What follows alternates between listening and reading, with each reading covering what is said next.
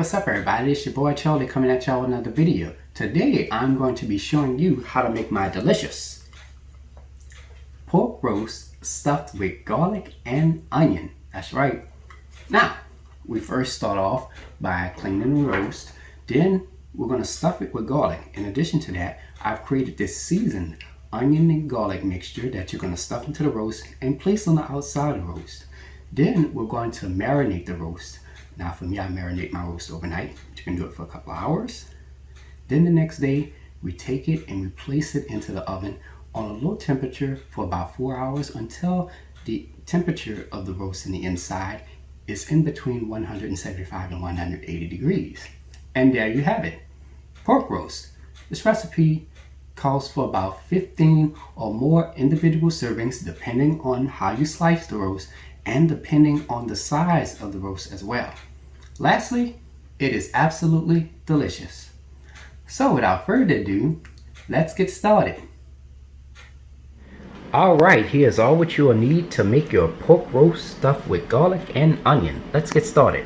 You will need a 6 to 8 pound, this is a Boston butt pork shoulder, and it has the bone in it, of course. Alright, so you're going to need that. Now, if you want to use the boneless, you can do so as well. And along with that, you will need some extra virgin olive oil. Now, if you don't have this, you can use any type of oil or you can use butter. You also need some liquid smoke. Now, if you don't have this, you can use Worcester sauce if you like. And for our seasonings, you will need 1 yellow onion, 2 pods of garlic, some fresh thyme, and some fresh rosemary. For our additional seasonings, you will need some salt, Tony Chachere's Creole seasoning. Now, if you don't have this, you can use the Zatarain's Creole seasoning or the Slapping Mama Cajun seasoning. You will also need some Chef Paul Prudhomme's Portrait Magic and some cayenne pepper.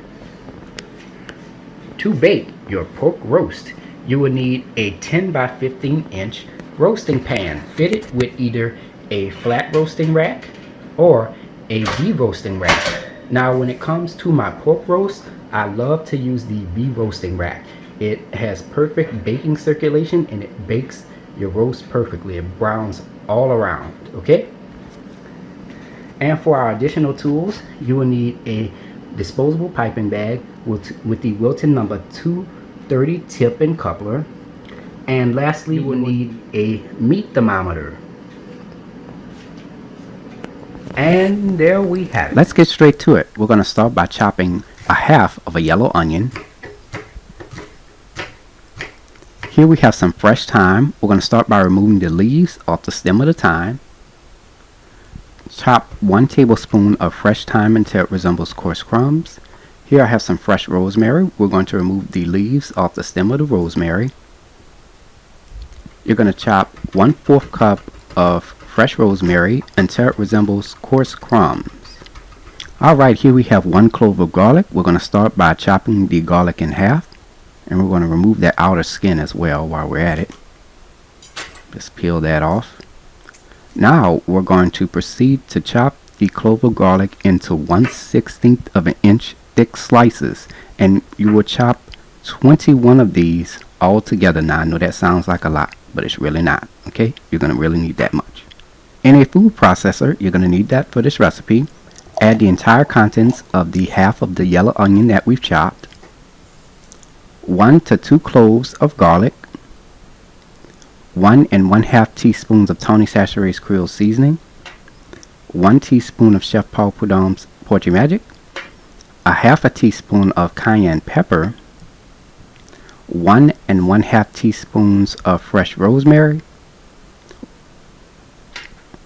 1 teaspoon of fresh thyme, and 2 tablespoons of liquid smoke.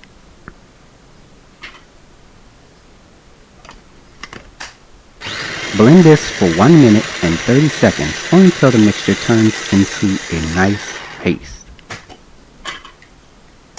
And this is how it looks when we're done. As you can see, that's a nice paste. Exactly what we want.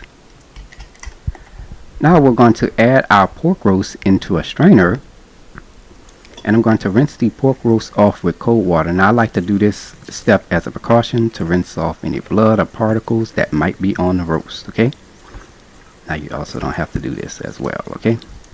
Alright, we transferred our roast onto a chopping board. We're going to take some napkins and we're going to pat the roast dry, okay, on all sides. Now you're going to take a sharp serrated knife and you're going to cut 21 deep holes into the roast.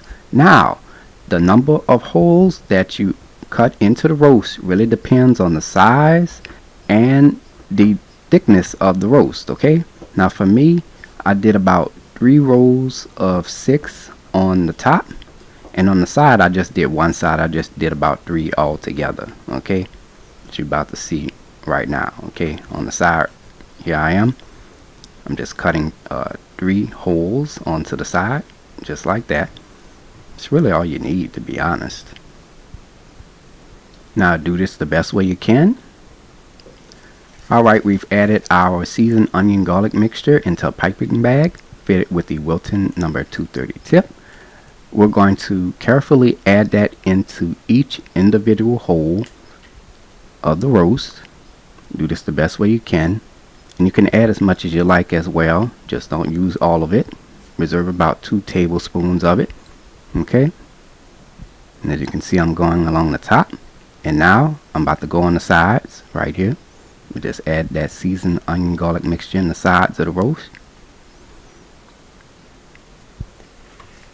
And since I have just a little bit more, I'm going to just add some more at the top as well. Now remember to do this the best way you can, alright? Now we're going to add our garlic slices into each individual hole that's on our roast. Now for me, I like to add 1 to 2 slices into each hole. Sometimes I like to add 3, depending on how deep the holes are on the roast, okay? Now you can add as much as you like. If your roast is bigger, you might want to reserve some of those garlic slices, as you're going to be needing to add more of those, okay? Now as you can see here, I'm adding the garlic slices into the sides as well, and I'm only doing one side, so you know, it's great. And you want to do this the best way you can. You ain't got to be perfect. Okay, since I had some of that seasoned onion garlic mixture left over, I'm just going to add that on top of the roast. Make sure you have enough, which is about 2 tablespoons. And I'm going to take my hands and I'm just going to spread that all around the roast, okay? And once done, I'm going to place it into a large clear plastic bag. If you have a large Ziploc bag that your roast can fit in, that'll be perfect. And I'm just going to take the roast and I'm going to place it into an airtight container or bowl. Now we're going to take this and place this into the refrigerator, and we're going to marinate this for 3 hours. Now if you're a patient guy like myself, you're going to let this marinate overnight. I let my roast marinate overnight. I'm going to start by removing the roast out of the bag. It's looking pretty good so far. Alright, here we have our extra virgin olive oil. We're going to add 2 teaspoons of the extra virgin olive oil into the palm of our hand. Just going to rub that together. And we're going to rub that extra virgin olive oil all around the roast. Now remember, you can use any other type of oil. Now if you're using butter, just use it only if you have to, because that butter can harden around the cold roast, okay? Alright. Now you're going to preheat your oven to 325 degrees. Now let's add some seasoning. We're going to sprinkle 1/4 teaspoon of salt, 1 1/2 teaspoons of Tony Chachere's Creole seasoning, 1 teaspoon of Chef Paul Prud'homme's Support Your Magic, 1/4 teaspoon of cayenne pepper, 1 teaspoon of fresh rosemary, and 1/2 teaspoon of fresh thyme. Now you're going to take your hands and you're going to coat those seasonings all around the roast. Go along the top, the bottom, the sides, all over, okay? Now as you can see here, there's a large amount of fat at the bottom of the roast. You can trim that off at any time, alright? You also want to give the roast a massage as well. Massage all those seasonings and everything in there. Now here I have some zip ties, and I forgot to tell y'all this at the beginning of the video. I'm going to zip tie the roast together on both ends. I'm doing this just to keep the roast together. I don't want it falling apart or anything during the baking process. I'm just going to zip tie the front and the back of the roast. Now if you don't have the zip ties, don't worry. Now I'm going to take some scissors and I'm just going to trim the excess off. Okay, now I'm going to take my pork roast and I'm going to place it into my roasting pan fitted with the V-rack, which in my opinion is the best. Now I'm going to place this into a preheated 325-degree oven, and we're going to bake this for 4 hours. Now I want to let y'all know that baking times vary depending on the size of the roast. I have a 6-pound roast here. It can take more or less time. Alright. Oh, look at how beautiful that looks. Now we're going to check to see if the roast is done. I'm just going to pull out the bottom rack to my oven.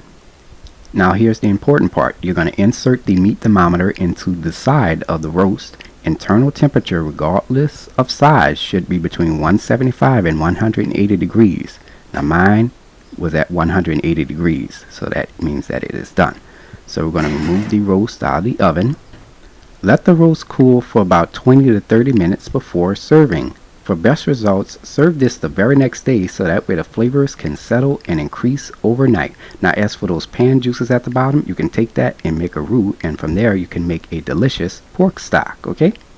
Now before we get started with the final presentation, we're going to remove those zip ties off of the roast. Here is the final presentation. Look at how beautiful and juicy that looks. And there you have it, ladies and gentlemen. Pork roast stuffed with garlic and onion, made by New Orleans native. If you like my channel, hit that subscribe button. Hit the bell button if you want to be notified of my videos. You can also check out this recipe, along with all of my other recipes, at www.charliethecookandrews.com. You can also find me on Facebook and on Instagram under the name Charlie the Cook Andrews. Stay tuned as Charlie's Taste Test is coming up next.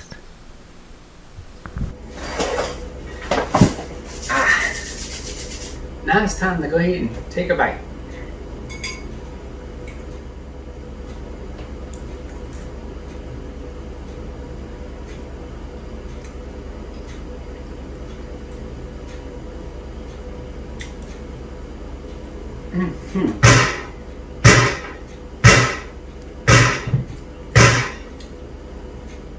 It's really good. The roast is tender, juicy. You could taste the flavor of the seasonings that we've added, not just on the outside, but on the inside as well. It has a nice garlic flavor, not overpowering at all. You could also taste a little bit of that onion as well. Very good. And I ain't had a pork roast in 6 years. Well, 7 to be exact. Oh man, it's really good. So, give the recipe a try. I hope you all enjoyed the video, and until next time, have a blessed one. Peace.